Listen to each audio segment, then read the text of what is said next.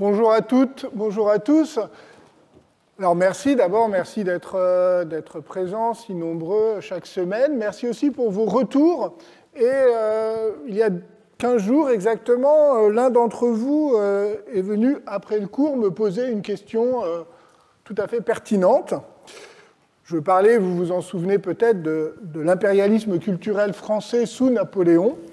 Et l'objection, en substance, était la suivante.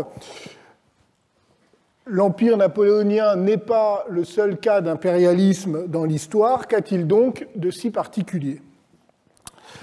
Alors je prends le temps d'y répondre aujourd'hui, car cela me permet de préciser plusieurs points, de ramasser certains acquis des dernières séances, et aussi de cadrer peut-être, de donner un cadre à celle d'aujourd'hui et à la suivante. Alors oui, bien entendu, il existe différentes formes d'impérialisme dans l'histoire, si on entend par impérialisme, au fond, des formes de domination exercées par un peuple, par une nation, par un État, sur d'autres, à travers la conquête militaire, l'exploitation économique ou l'imposition culturelle. De même qu'il existe des façons très diverses de gérer la diversité humaine, juridique, politique des empires. La bibliographie est aujourd'hui extrêmement riche sur toutes ces questions. Je vous renvoie notamment à un livre que j'avais déjà cité l'an dernier de Frederick Cooper et Jane Burbank. Dans l'autre sens d'ailleurs, empire. Ce que l'impérialisme napoléonien avait de particulier, à mon sens, du moins ce qui m'intéresse particulièrement dans le cadre de cette série de cours, eh bien, c'est qu'il parlait le langage du droit, de la liberté et du progrès, bref, de la civilisation, ce mot essentiel de la période. Mieux même, il tenait le langage de l'émancipation. Il ne parlait pas d'annexion, vous vous en souvenez, mais de réunion. En imposant la législation française, il annonçait détruire de vieux préjugés et de vieilles servitudes au nom du progrès et des Lumières. Bref, il se réclamait de l'universel. Il proclamait que sa mission était celle de la France apportant la civilisation au monde.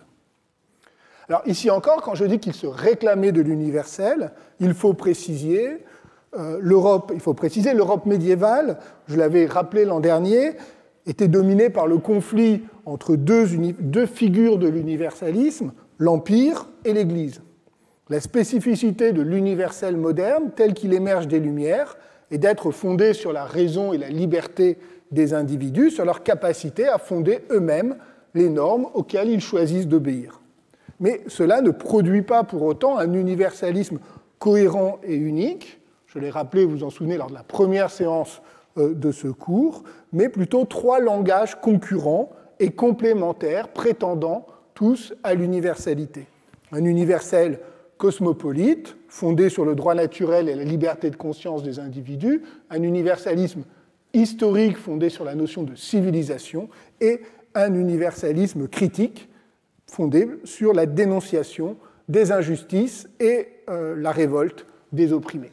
C'est un rappel très rapide, mais c'est pour situer pourquoi cet universalisme, cet impérialisme parlant les langages de l'universel m'intéresse. Car aujourd'hui, vous le savez bien, dans la pensée, dans la culture politique française, ce qu'on appelle universalisme, ou parfois universalisme républicain, eh bien, c'est une conception très spécifique et très restrictive de ces langages de l'universel. Elle articule deux choses. D'une part, une conception de la citoyenneté fondée sur la méfiance à l'égard de toute revendication particulière ou minoritaire, et par ailleurs, un discours qui fait de la France, pays des droits de l'homme et des Lumières, le porteur d'un message de liberté adressé au monde. Et donc, vous l'avez compris, pourquoi je rappelle tout ça ? Parce que le cours de cette année, au fond, est une généalogie critique de ce discours de l'universalisme républicain. Ce que j'essaye de comprendre avec vous, de séance en séance, ce sont les étapes par lesquelles est passé ce discours ou ces langages pluriels de l'universel pour cristalliser progressivement dans ce que nous appelons aujourd'hui universalisme républicain. Alors la semaine dernière, nous avions vu comment la révolution de 1848 avait justement articulé l'idéal d'une unité nationale et ce que j'ai appelé l'universalisme nationaliste, autour du slogan donc, de République universelle, d'une part, et puis du mot d'ordre de la fraternité. Fraternité sociale, c'est l'unité, et fraternité des peuples. Et je m'étais particulièrement arrêté, vous vous en souvenez, donc sur la mise en place du suffrage universel et sur le ralliement, la conversion presque, de Victor Hugo à la République au nom du message universaliste de la France. Alors aujourd'hui, je voudrais rester dans cette perspective, dans ce moment du milieu du XIXe siècle, mais en insistant sur le rôle que l'histoire et les historiens ont joué dans la construction de ce discours. Et pour cela, je m'appuie sur un contemporain de Victor Hugo, un autre géant du XIXe siècle, au fond son alter ego historien, Jules Michelet. Alors, bien sûr, là encore, j'anticipe cette fois une objection. Y a-t-il encore des choses à dire sur Michelet? On sait tout de lui, de son œuvre immense, qui a été maintes fois commentée, de sa vie même, puisque grâce à sa correspondance et à son journal, qui a ouvert une fenêtre sur sa vie intime et même érotique, on sait à peu près tout. Ces textes ont été maintes fois commentés. Et il existe d'excellentes biographies, celle classique de Paul Vialanex et celle plus récente et très bonne aussi de Paul Pétitier. Mais c'est une autre dimension que je voudrais suivre. Le rôle qu'a joué Michelet dans la construction du mythe universaliste de la Révolution française et plus largement de l'histoire de France. Et pour cela, il faut s'intéresser au fond à ce que Michelet a de plus inactuel. Vous le savez bien, ce qui continue à fasciner chez Michelet, c'est son souffle, son écriture, son rythme, son sens de l'émotion, sa capacité d'évocation. Bref, tout ce qui se situe au croisement exact de l'histoire et de la littérature, tout ce qui rappelle sans cesse aux historiens à quoi ils renoncent lorsqu'ils se plient aux règles de la méthode et à la sobriété de la langue universitaire. Tout ce qui rappelle sans cesse aux écrivains que l'histoire est une réserve sans fin de récits et de sens. Et à l'inverse, ce qui nous semble inactuel, ce qui nous intéresse moins, c'est sa philosophie de l'histoire. Alors, faisons un effort. Pour cela, il faut remonter en amont plutôt de son histoire de la Révolution française, publiée, je vous le rappelle, de 1847 à 1853, mais je vais y revenir tout à l'heure, et même en amont de son histoire de France, dont les premiers volumes paraissent en 1833. 2 ans auparavant, en 1831, en avril 1831, Michelet, qui a alors 33 ans, avait publié un texte court mais important, son introduction à l'histoire universelle. À ce moment-là, il a donc 33 ans, Michelet est autant un philosophe qu'un historien. Depuis le milieu des années 1820, il est sous la protection et l'influence de Victor Cousin, le philosophe le plus charismatique de l'époque, qui allait devenir, sous la monarchie de Juillet, la grande figure institutionnelle et intellectuelle de la philosophie française. Michelet, pour sa part, enseigne alors la philosophie aux élèves de l'école préparatoire, ce qui était avant et qui redeviendra l'école normale.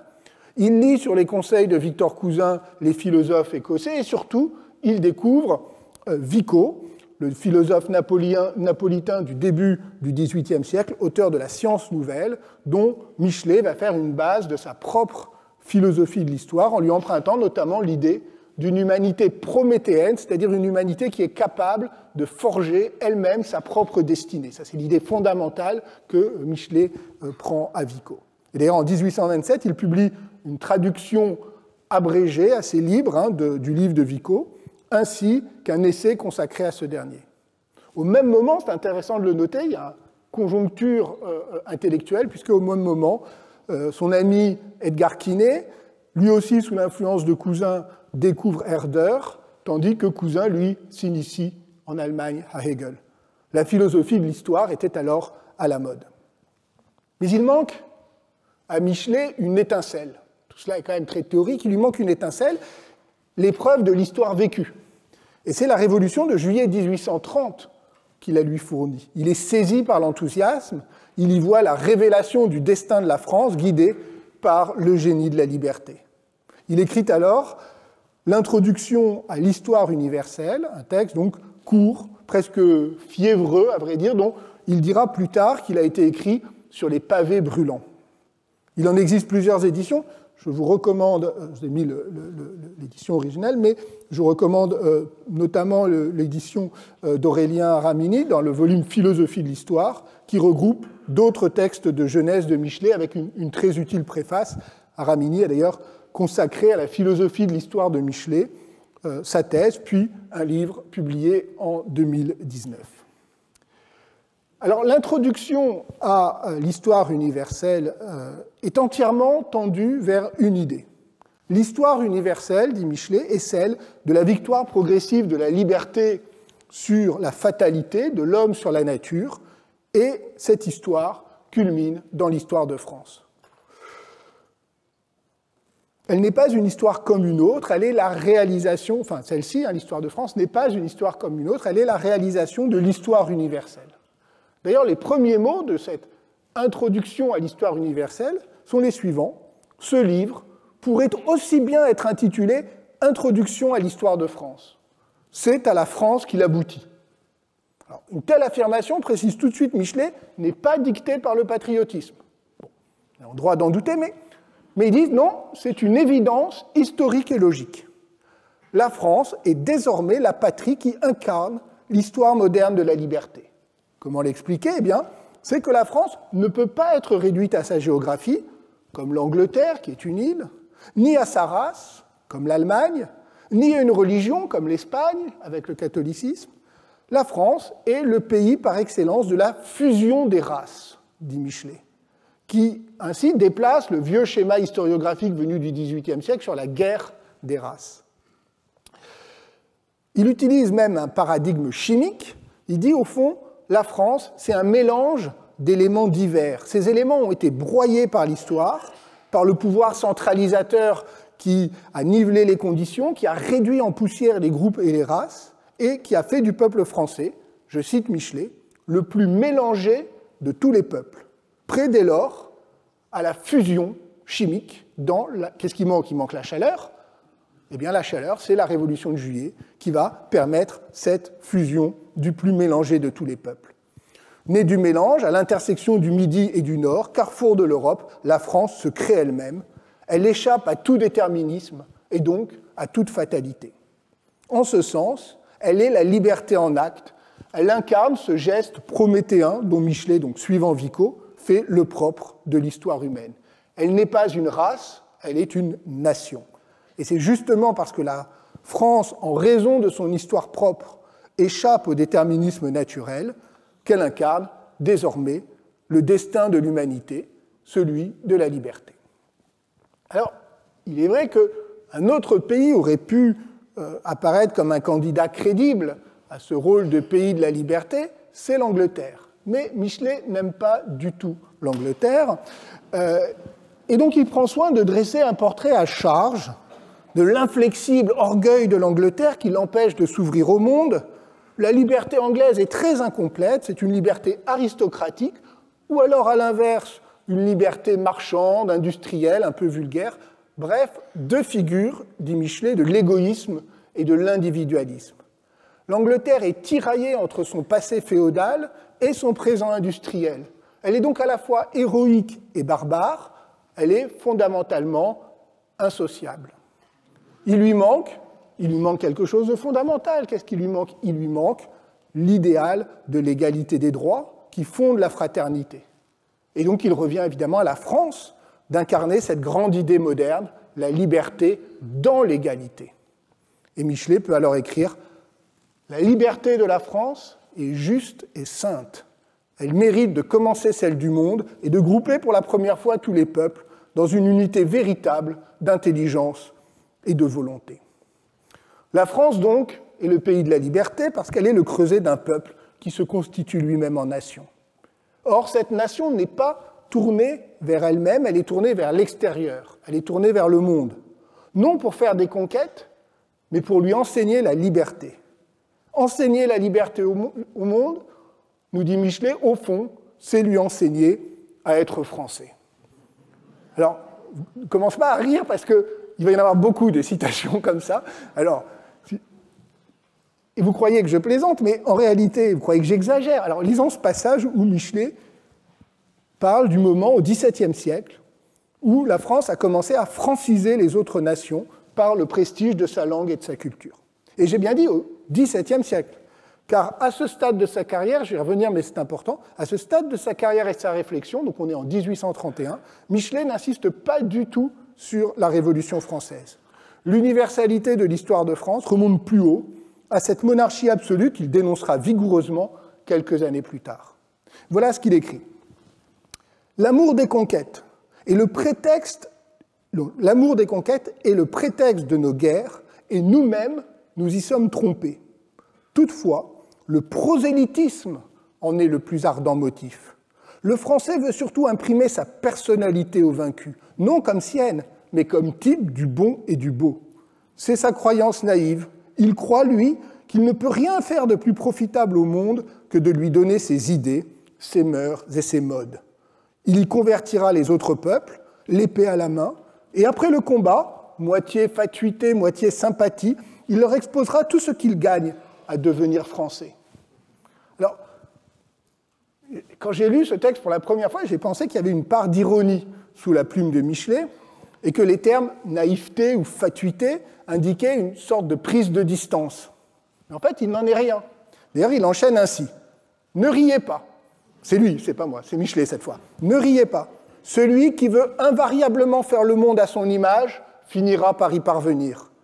Les Anglais ne trouvent que simplicité dans ces guerres sans conquête, dans ces efforts sans résultat matériel. Ils ne voient pas que nous manquons le but mesquin de l'intérêt immédiat pour en atteindre un plus haut et plus grand. Et vous remarquez qu'il est passé au « nous ».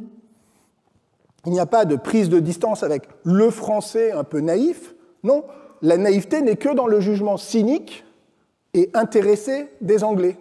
Le prosélytisme français, Michelet l'assume. Il dit « nous ». Il revendique cette vocation nationale. Alors, ce grand but, quel est-il ? Eh bien, je cite à nouveau, c'est la suite. « L'assimilation universelle à laquelle tend la France n'est point celle qu'ont rêvée dans leur politique égoïste et matérielle l'Angleterre et Rome. C'est l'assimilation des intelligences, la conquête des volontés, qui jusqu'ici y a mieux réussi que nous. Chacune de nos armées, en se retirant, a laissé derrière elle une France. Notre langue règne en Europe, notre littérature a envahi l'Angleterre sous Charles II, l'Italie et l'Angleterre et l'Espagne au dernier siècle. Aujourd'hui, ce sont nos lois, notre liberté si forte et si pure, dont nous allons faire part au monde. Ainsi va la France dans son ardent prosélytisme, dans son instinct sympathique de fécondation intellectuelle. Alors on entend, c'est intéressant parce qu'on entend encore le langage voltairien de la civilisation, le rôle civilisateur de la cour de Louis XIV, les succès européens de la langue et de la culture française. Lorsque Michelet écrit que la France est l'héritière directe de Rome, il semble reproduire Louis-Antoine Caraccioli qui écrivait « Jadis tout était romain, aujourd'hui tout est français », ou Rivarol qui affirmait dans son essai sur l'universalité de la langue française « Le temps semble venu de dire le monde français comme autrefois le monde romain ». Je vous renvoie notamment au cours de l'an dernier, à la séance du 22 janvier pour être précis sur ces citations. D'ailleurs, Michelet admire Voltaire, auquel il consacrera en 1844 un grand article, et en qui il voit une révolution sous forme humaine. Michelet n'a cessé de se réclamer de l'héritage du XVIIIe siècle, le grand siècle, comme il aimait l'appeler. Un héritage qui n'est pas seulement intellectuel, qui est aussi familial, personnel, puisque le XVIIIe siècle, pour Michelet, c'est son père, au sens propre, ce Furcy Michelet, dont il fut si proche, et dont il écrivit dans son journal à sa mort qu'il appartenait essentiellement au XVIIIe siècle. Et là, je cite Michelet, il appartenait essentiellement au XVIIIe siècle, au siècle de Voltaire et Rousseau. Ce qu'il avait d'opinion ou d'habitude d'esprit, il le tenait de ce temps et ne s'en écartait guère. Moi-même, il me regardait dans ma vie préparatoire m'agiter, nager dans le flot des temps et des opinions. Sorti du XVIIIe siècle, je m'en écartais parfois un moment pour y revenir toujours. Toujours, je retrouvais mon père, c'est-à-dire la vraie France de Voltaire et Rousseau.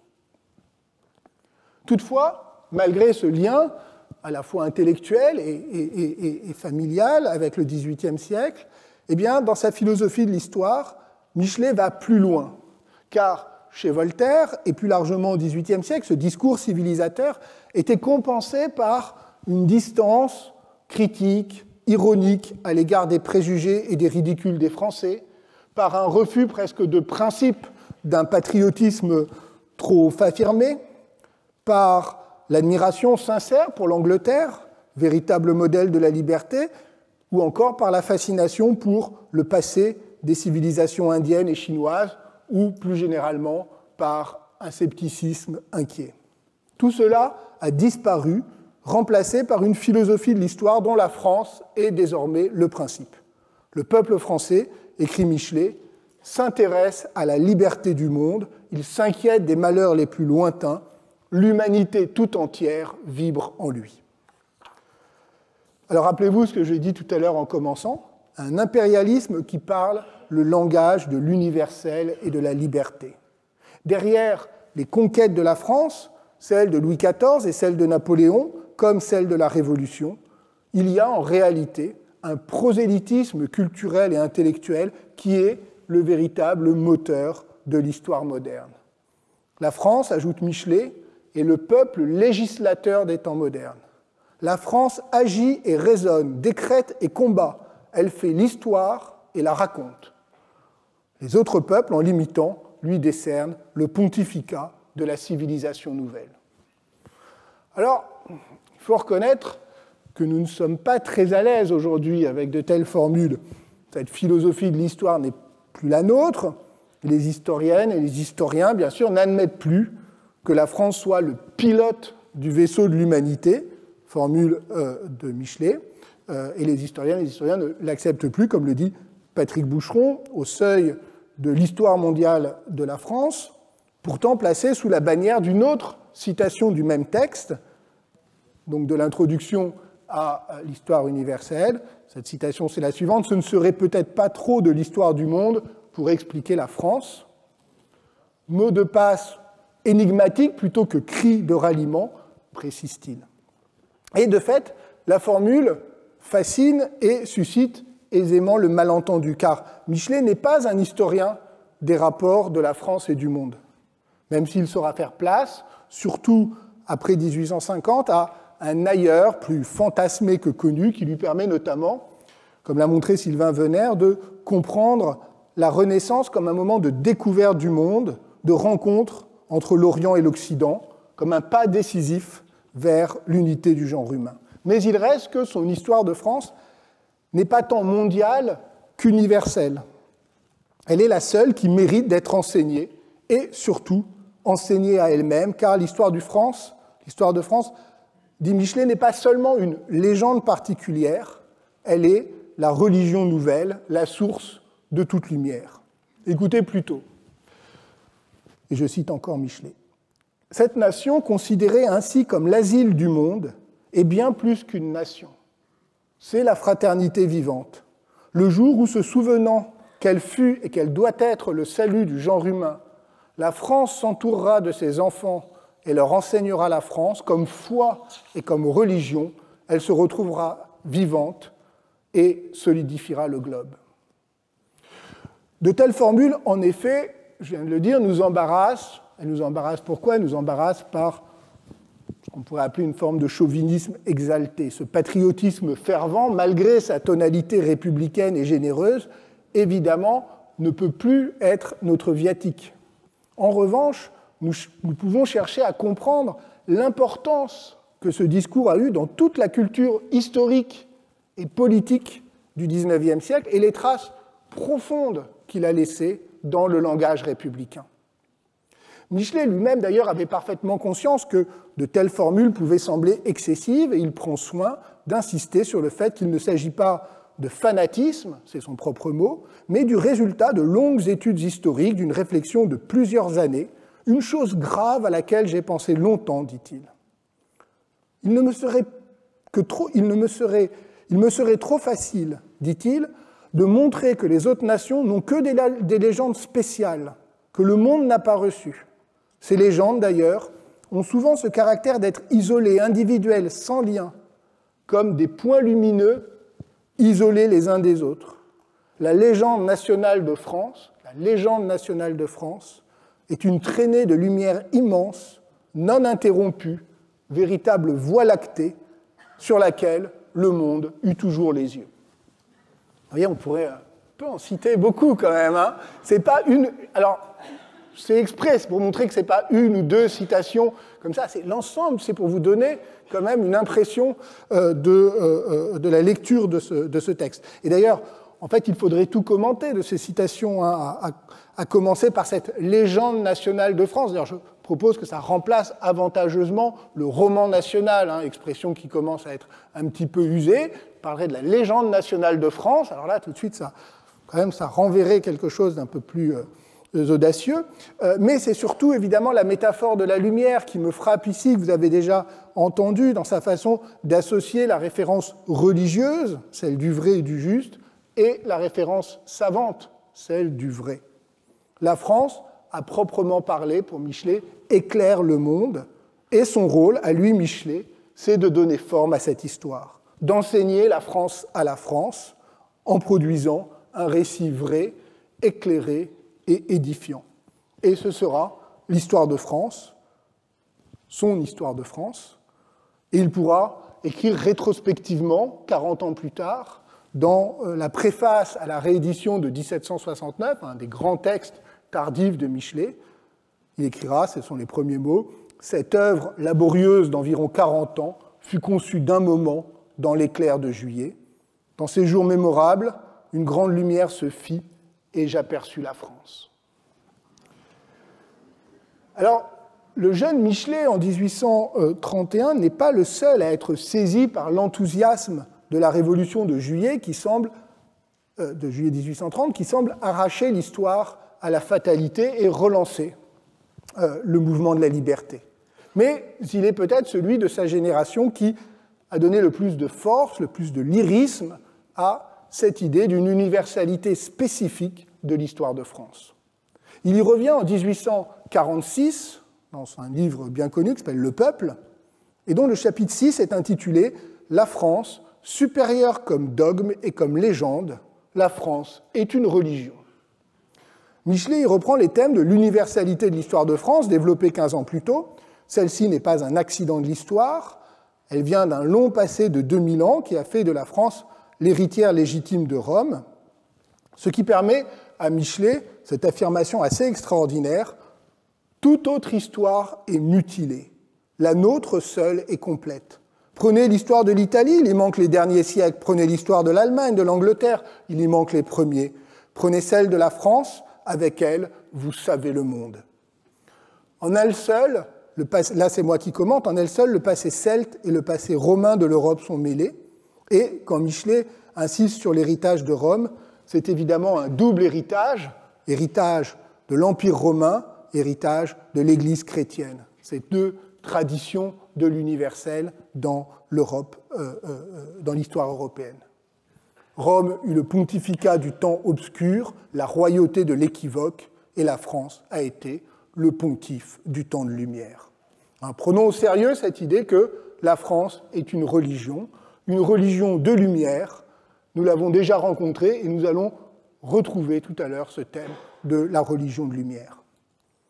Toutefois, le peuple commence aussi à marquer l'évolution de la pensée de Michelet. Il s'est politiquement radicalisé, il a pris ses distances avec Victor Cousin et avec la monarchie de Juillet. La révolution de 1830 a pâli et les combats des couches populaires réclament désormais toute son attention. Je vous l'ai dit tout à l'heure, en 1831, la Révolution française était très peu présente dans l'introduction à l'histoire universelle, sans doute parce qu'à l'époque, elle était encore trop fortement associée à la terreur. Il était donc plus facile pour un jeune universitaire comme Michelet de faire l'éloge de 1830. Dans les années suivantes, Michelet se plonge dans le Moyen-Âge à la recherche donc de ce principe ancien de la France.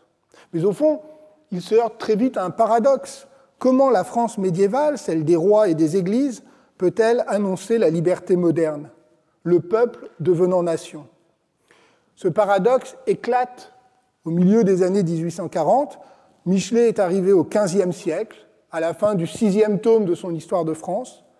Il a vécu aussi un drame familial avec la mort de sa première épouse. Puis, il a une sorte de révélation en visitant la cathédrale de Reims.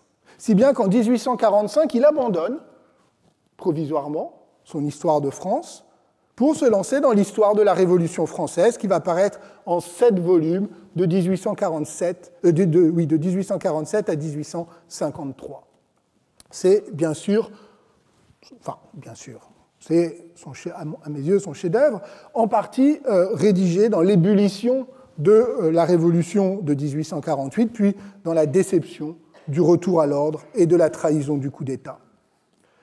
Alors c'est très intéressant par rapport au livre de 1831 parce que l'universalité de l'histoire de France, elle reste affirmée de manière très, très nette, mais elle est déplacée. C'est désormais la Révolution française qui atteste de cette universalité, et celle-ci fait absolument rupture. À la différence des historiens libéraux, comme Tocqueville, mais aussi Guizot, qui, au même moment, cherchaient les causes lointaines ou proches de la Révolution française, eh bien Michelet, lui, ne cherche pas à inscrire la Révolution dans la continuité de ce qui précède, ni la politique centralisatrice de l'État absolu, ni la lutte des classes et l'essor de la bourgeoisie. Pour lui, 1789 est une rupture, c'est la scène inaugurale de l'histoire moderne, une véritable fondation. En faisant la Révolution, la France ne fait pas sa propre histoire, elle accomplit une rupture majeure dans l'histoire de l'humanité. La prise de la Bastille, par exemple, est, dit Michelet, une des fêtes éternelles du genre humain, et on pourrait multiplier les exemples. Michelet forge, comme personne avant lui, le mythe universaliste de la Révolution française. Le sommet de l'histoire de la Révolution, à ses yeux, le moment heureux et glorieux par excellence, c'est la fête de la Fédération, le 14 juillet 1790, ce moment où la France commémore sa propre révolution, tout en la faisant, célèbre sa propre unité et prend à témoin toutes les nations qu'une ère nouvelle de liberté s'est ouverte. Toutes les nations ont été appelées au solennel banquet de la liberté. Je cite, « En ce jour de bonheur, l'humanité tout entière s'est trouvée présente dans l'âme et les vœux de la France. La fraternité des Français, leur mouvement d'union et de communion, appelle et annonce la fraternité à venir de tous les peuples. Et c'est en cela qu'elle est universelle. Je cite encore, « Ce mariage de la France avec la France semblait un symbole prophétique du futur mariage des peuples, de l'hymen général du monde. » Le mariage de la France avec la France, écrit Michelet. Alors la formule pointe justement ce qui fait à ses yeux la grandeur de la Révolution, non seulement le message universel envoyé à tous les peuples du monde, mais surtout le mouvement d'unité et même peut-être d'unification nationale. Ce moment inouï où tous les peuples de toute la France ont communié dans le désir et la volonté de faire nation commune en abandonnant leurs spécificités locales ou régionales. Ce n'est pas l'État monarchique qui a fait la France, ce n'est pas le christianisme qui a fait la France, dit Michelet, c'est la volonté collective, soudain exprimée, de ne faire qu'un seul peuple. Le mouvement commence dès l'hiver 1790, puis au printemps, avec le mouvement des fédérations. Michelet reprend la métaphore de la lumière, rien de plus beau à voir que ce peuple avançant vers la lumière, sans loi, mais se donnant la main. Fin de la citation. Sur l'autel de la patrie, chacun abandonne ses particularités locales, son patois, son attachement à la région. Ce qui paraissait insurmontable tant la France était une mosaïque de peuples divers, se fait désormais sans difficulté. Je cite, « Pour atteindre à l'unité, rien n'a fait obstacle, nul sacrifice n'a coûté. Du coup, d'un coup, sans s'en apercevoir même, ils ont oublié à la fois les choses pour lesquelles ils se seraient fait tuer la veille, le sol natal, la tradition locale, la légende. » Plus loin, Le monde semblait se rapprocher de cette unité, son but véritable auquel il aspire toujours. L'union, si vous voulez, l'union n'est pas suffisante.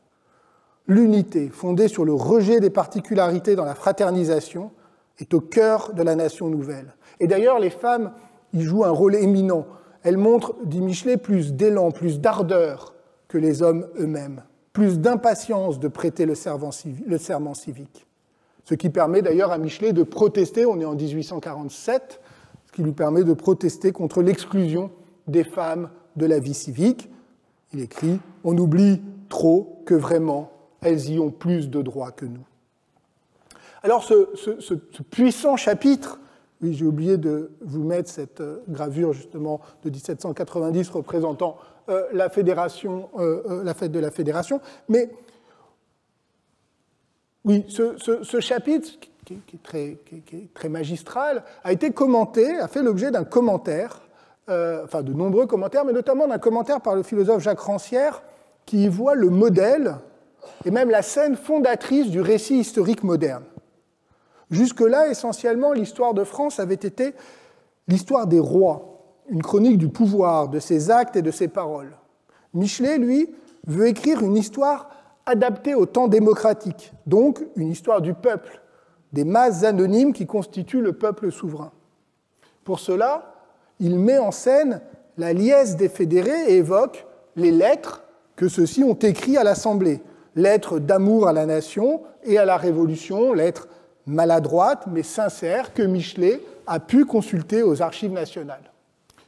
Vous savez que Michelet a été responsable de la section historique des archives à partir de 1830 et qu'il a été un des premiers, peut-être le premier, à écrire l'histoire de la Révolution française à partir des archives, et pas simplement à partir de témoignages ou de textes écrits, publiés.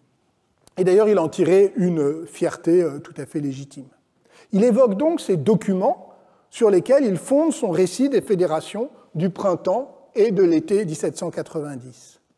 Je cite, « J'ai retrouvé tout cela entier, brûlant comme d'hier, au bout de 60 années, quand j'ai récemment ouvert ces papiers que peu de gens avaient lus. » Donc, l'historien aux archives. Mais ces lettres, ces mots d'amour maladroits du peuple, Michelet ne les cite jamais. À sa place, il se met en scène, lui, l'historien, les consultants, il décrit leur matérialité, la qualité du papier, les rubans tricolores, mais il ne nous dévoile pas leur contenu. Ou plus exactement, il nous le commente. Il les remplace, ces citations qu'il ne donne pas, par le souffle lyrique de son propre récit, chargé de leur donner du sens, de dire mieux qu'elle ne pourrait le faire, l'amour infini du peuple pour la nation naissante. Michelet, affirme Jacques Rancière, invente l'art de faire parler les pauvres en les faisant taire, de les faire parler comme muets. Alors attention, il ne s'agit pas d'adresser à Michelet une critique un peu paresseuse qui serait de confisquer à son profit la parole du peuple. Ce n'est pas exactement cela. En fait, Michelet trouve, selon Rancière, une solution adaptée à son temps qui n'est pas encore celui des sciences sociales, mais qui n'est plus celui de la chronique monarchique. Il invente donc une histoire démocratique où le récit inspiré et poétique de l'historien a pour charge de donner le sens de l'événement, de donner à cette histoire sa force et sa cohérence. Plus fidèle, au fond, à ce que fut vraiment l'enthousiasme de 1790 que ne le seraient des lettres artificielles, peut-être maladroites, écrites par des gens ordinaires. Il s'agit d'une véritable révolution poétique du savoir, dit Rancière, qui prend acte de ce nouveau sujet historique qu'est le peuple, mais qui conjure aussi ce nouveau danger propre à l'âge démocratique, qui est la prolifération illimitée de la parole populaire. Alors, curieusement, Rancière est peu intéressé par l'importance du thème de l'unité nationale. Mais on peut poursuivre son analyse dans cette direction, car le choix de Michelet est aussi déterminé par sa volonté de donner corps à ce grand moment d'enthousiasme national. Citer les textes, multiplier les histoires particulières, évoquer des cas comme le ferait un historien moderne, eh bien, l'aurait amené à fragmenter le récit, à multiplier les spécificités, à marquer des écarts. Or, la généralisation à laquelle il procède, l'unité qu'il donne à sa narration par la cohérence de son style est parfaitement en phase avec ce qu'il veut montrer, ce passage de l'union à l'unité, cette poussée vers la fusion nationale, le refus de toute particularité. Et c'est donc la voix de l'historien, son style, son langage, qui devient la garantie de cette unité. De même que son récit lui-même, l'histoire qu'il écrit vise à donner à la France un plein accès à elle-même, la révélation de la dimension véritablement universelle de son histoire. Contrairement à ce que l'on croit parfois, le peuple n'est pas le vrai sujet de l'histoire racontée par Michelet. Son vrai sujet, c'est la nation. Avec elle, il a trouvé dès 1830 le sens même de son récit. La France, ce n'est justement pas la France immobile, fidèle à elle-même, à ses clochers, à ses seigneurs, à ses rois, à ses villages. C'est au contraire une France qui se construit par la rupture révolutionnaire, par cet énorme effort de la volonté collective qui s'appelle la Révolution. Alors ceci est vrai, mais à condition de ne pas gommer ce qu'il y a de religiosité évidente dans cette conception que Michelet se fait de la France, et tout particulièrement dans ce chapitre sur la fête de la Fédération, dont le titre, j'ai oublié de vous le mentionner, est le suivant, « De la religion nouvelle ». De la religion nouvelle. Lisons encore. Il y a dans ces immenses réunions, où le peuple de toute classe et de toute confession ne fait plus qu'un même cœur, une chose plus sacrée qu'un autel. Aucun culte spécial ne prête de sainteté à la chose sainte entre toutes, l'homme fraternisant devant Dieu. L'histoire de Michelet, l'histoire de la Révolution française de Michelet, n'est ni un récit savant, ni un récit littéraire. C'est une liturgie. C'est la liturgie de la religion universaliste de la nation française. Et l'histoire de la Révolution est l'histoire de la Fédération est le sommet de cette liturgie, le moment où la France se révèle à elle-même et où elle est révélée à Michelet. Oui, il y a eu révélation, écrit-il dans l'introduction à l'histoire de la Révolution française.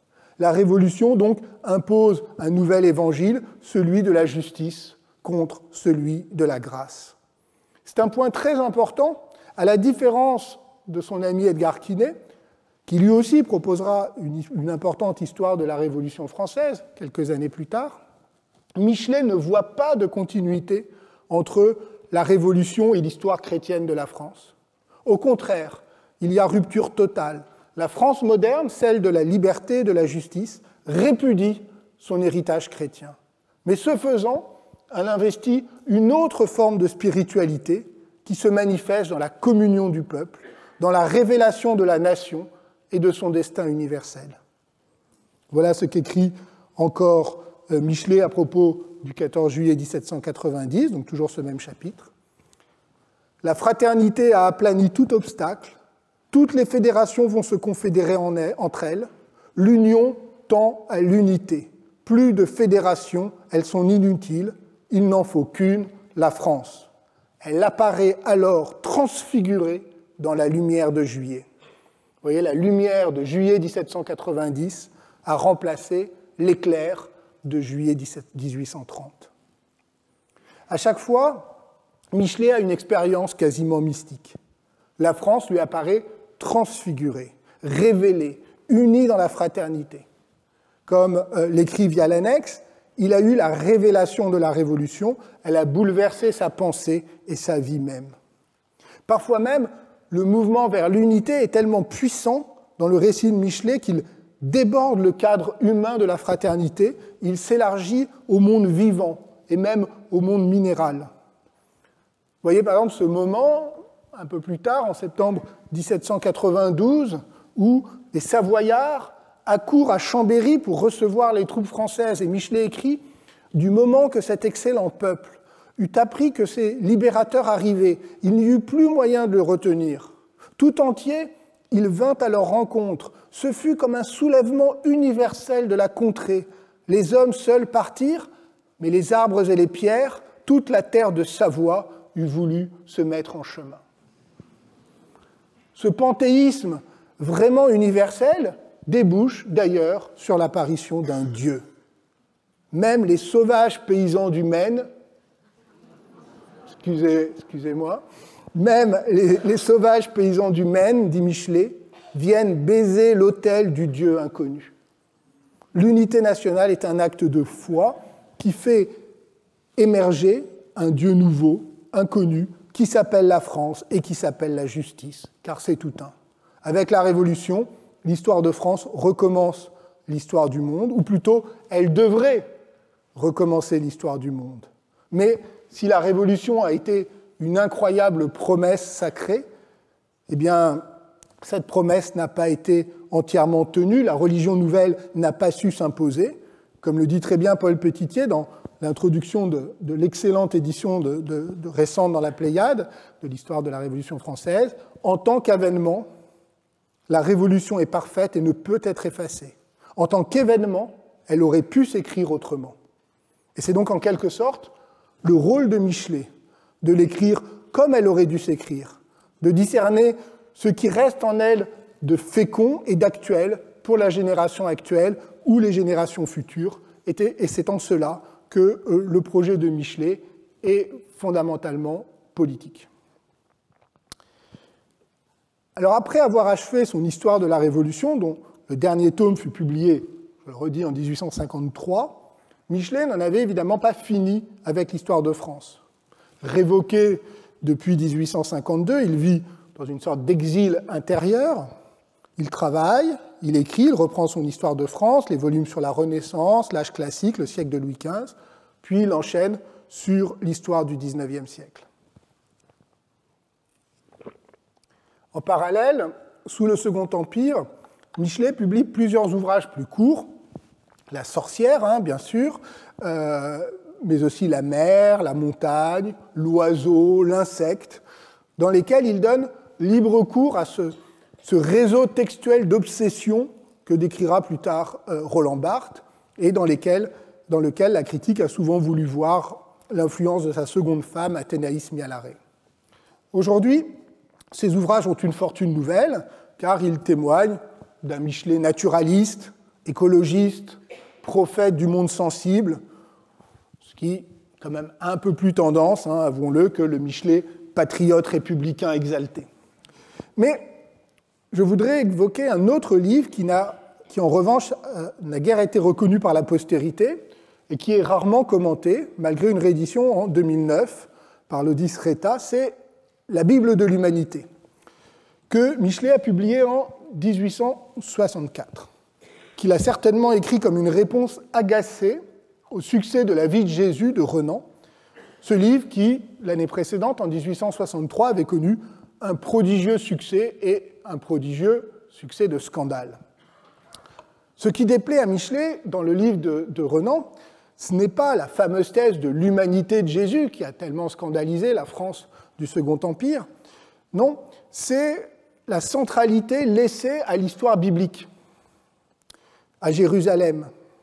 Or, depuis le milieu des années 1850, Michelet a commencé à rompre assez profondément avec le modèle de la philosophie de l'histoire qu'il avait élaboré au début de sa carrière sous l'influence de Victor Cousin et qui plaçait l'Orient du côté de l'enfance du monde, de l'irrationalité, du despotisme.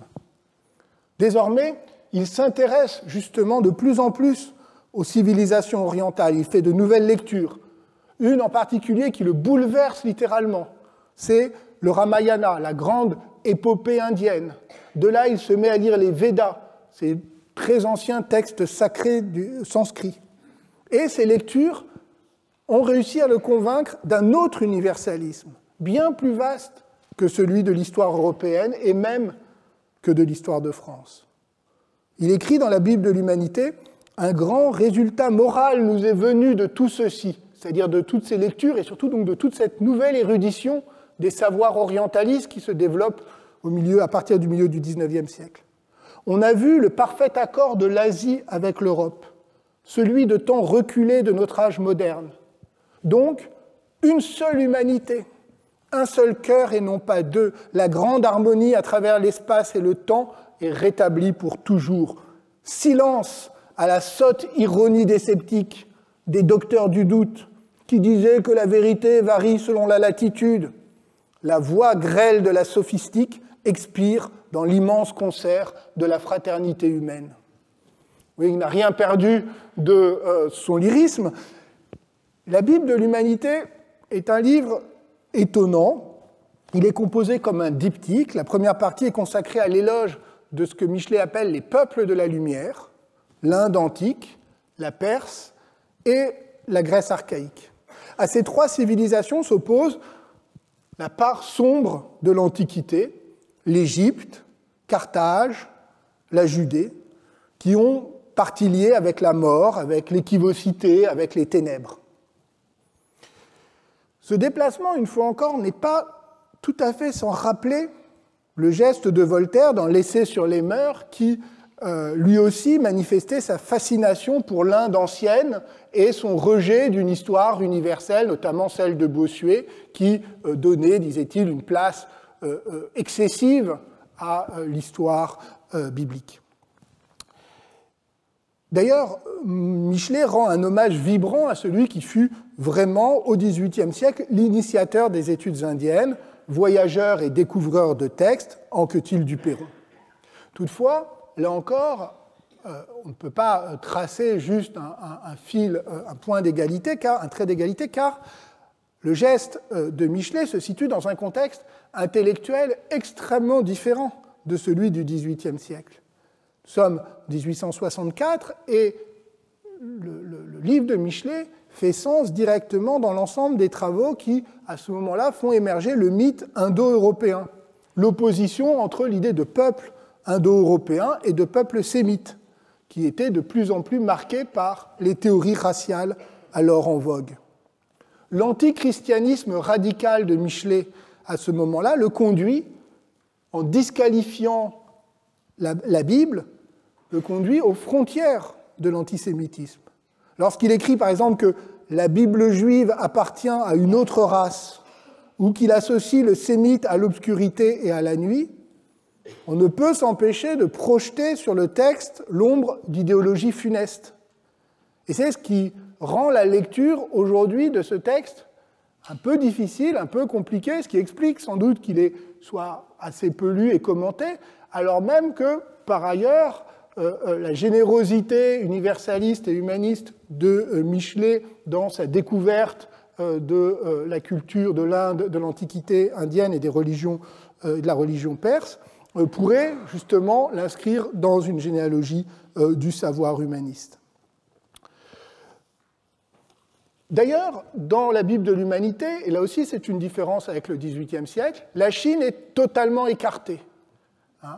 Totalement écartée, et là c'est une grande différence. Pourquoi ? Eh bien parce qu'il s'agit bien d'opposer une Bible de lumière, venue des anciens mondes indo-européens, à la Bible des ténèbres, celle des trois monothéismes du livre. Comme l'a montré Catherine Koenig-Pralong dans son livre « La colonie philosophique », Michelet renverse totalement le système hérité de Victor Cousin. Désormais, la vérité est du côté de l'Antiquité indienne et perse, tandis que l'Europe chrétienne, mais aussi le Proche-Orient biblique, sont condamnés. Il reste néanmoins, au cœur de ce bouleversement complet du système de la philosophie de l'histoire de Michelet, il reste un point fixe, vous ne serez pas surpris, 1789. Michelet achève sa Bible de l'humanité par une très longue citation de sa propre introduction à l'histoire de la Révolution française. Celle-ci, cette Révolution française, n'a rien perdu de son universalité, elle est toujours la source moderne de la liberté, mais elle a définitivement rompu les liens avec l'histoire européenne qui la procède. Elle renoue plutôt avec l'histoire lumineuse et glorieuse, antérieure aux religions du livre. Si bien que Michelet peut affirmer « De l'Inde jusqu'à 89 descend un torrent de lumière, le fleuve du droit et de la raison. La haute antiquité, c'est toi, et ta race est 89, le Moyen-Âge et l'étranger. » Toujours la lumière, mais celle-ci désormais vient de beaucoup plus loin. Michelet invite donc à renier résolument le Moyen-Âge chrétien au profit de la lumière de l'Orient. J'ose à peine continuer à citer, je ne voudrais pas me fâcher avec mes amis médiévistes, mais voici, il faut faire volte-face et vivement, franchement, tourner le dos au Moyen-Âge, à ce passé morbide qui, même quand il n'agit pas, influe terriblement par la contagion de la mort. Il ne faut ni combattre, ni critiquer, mais oublier. Oublions et marchons. Alors la Bible de l'humanité, c'est un document assez extraordinaire, néanmoins, sur les débats intellectuels des années 1860, sur la pensée de Michelet, son évolution et la présence à l'horizon de son œuvre d'une autre figure de l'universalité, élargie cette fois aux dimensions du monde. Il reste, comme je l'ai dit, que cette œuvre a eu assez peu de postérité, même très peu. En revanche, évidemment, l'histoire de France, et en particulier l'histoire de la Révolution française, ont bénéficié très rapidement, après la mort de Michelet, 1874, d'un statut fondamental considéré comme un monument culturel, un fétiche historiographique et national, alors même d'ailleurs que la méthode de Michelet était désormais dépassée par les progrès de l'histoire savante sous la Troisième République. C'est tout le paradoxe, notamment de l'histoire de la Révolution française, qui s'est en vérité assez peu vendu lors de la première édition, surtout à partir du troisième tome, mais qui a été promu par le gouvernement républicain au moment du centenaire, en 1889, comme une œuvre majeure, la grande histoire républicaine de la Révolution. Quant à l'histoire de France, elle n'a cessé d'être lue avec admiration, et de très nombreux historiens, aussi bien Gabriel Monod que Lucien Febvre, plus tard, s'en sont réclamés. Lucien Febvre a fait plus que cela, il a vu en lui le créateur de l'histoire de France. Celui qui, le premier, avait su doter la France d'une conscience historique. Et il consacra ainsi une année de cours, en 1943-44, à l'histoire de France de Michelet, cours édité en 2014 par Brigitte Mazon et Yann Potin. L'enjeu, vous l'imaginez bien, n'était pas seulement historiographique, mais aussi politique, puisque dans Paris encore occupé, Lucien Febvre faisait résonner haut et fort l'idée d'une France éternelle, pays de la liberté, et il appelait, ce sont les derniers mots de son cours, à ne pas perdre foi en elle, à garder les yeux sur cette étoile fixe dans la nuit présente. Michelet, c'était donc, sous la plume de Lucien Febvre, dans Paris occupé en 1943, c'était le patriote visionnaire, l'historien inspiré de la nation. Mais l'enjeu était aussi historiographique. Ce que Febvre reconnaissait, c'était une double dette. Avant Michelet, écrivait-il, la France existait. Mais c'est Michelet qui lui a donné une forme historique, qui lui a donné une conscience nationale en écrivant son histoire. Il écrivait, c'est depuis Michelet que la France est un pays, que la France est une nation dans la conscience des Français. Mais surtout, Febvre retient de Michelet non seulement son lyrisme, mais aussi sa conception de l'histoire de France comme mélange, comme fusion de races diverses, comme volonté d'échapper aux pesanteurs du passé, à la fatalité de la nature, de se renouveler en permanence, d'aspirer à l'unité à travers la diversité, c'est-à-dire toute cette philosophie de l'histoire dont j'ai parlé tout à l'heure. Michelet, écrit Febvre, est le premier qui a tenté de montrer sur le sol de la patrie que nous aimons la multiplicité des races qui s'y sont succédées et qui s'y sont multipliées pour devenir ce que nous sommes. Et vous voyez à nouveau comment historiographie et politique se mêlent dans cet éloge de la diversité, d'une France qui se renouvelle constamment, carrefour des grandes routes migratoires de l'Europe, une France, écrit-il encore, qui, plus qu'aucun pays au monde, appartient à tous ses fils pareillement, également. Alors Lefebvre, qui écrit ceci, est aussi celui qui écrira 5 ans plus tard, avec François Crouzet, un manuel d'histoire de la civilisation française pour les enfants, qui ne fut jamais publié, mais qui a été redécouvert et édité par Denis Crouzet et Elisabeth Crouzet-Pavant sous le titre « Nous sommes tous des sangs mêlés », titre qui rend bien compte de l'inspiration michelétienne du manuel, publié sous les auspices de l'UNESCO, enfin rédigé plutôt, puisqu'il n'a pas été publié à l'époque. Voilà peut-être un dossier à joindre au débat sur l'identité nationale que l'on nous promet ou dont on nous menace. Febvre n'est pas le seul, évidemment, à se réclamer de Michelet après la Seconde Guerre mondiale, comme l'a montré Camille Creighton dans son beau livre « Résurrection de Michelet », à côté du Michelet républicain, du Michelet historien, il y a eu aussi un Michelet gaulliste. Moins chez De Gaulle, qui avait lu bien sûr Michelet, mais qui n'avait pas forcément besoin de lui pour se faire une certaine idée de la France, mais à travers André Malraux, qui était un fervent admirateur de l'historien, dont il reprenait souvent des formules dans ses discours. Par exemple, lorsqu'il disait avoir dans la Résistance « épouser la France », ce qui est une formule de Michelet.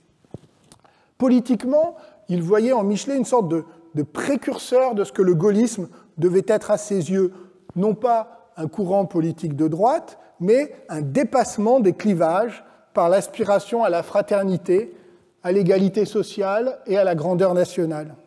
C'est ce qu'il appelait, figurez-vous, le bloc Michelet. Il déclarait par exemple « À partir du moment où on lie la solidarité avec la conscience de l'épique que la France a apporté au monde, on est dans ce que j'ai appelé le bloc Michelet. » C'était un concept politique pour lui. Donc bloc pour bloc, avouons que ça avait un peu plus de style que bloc central. Donc bloc Michelet, voilà, retenons.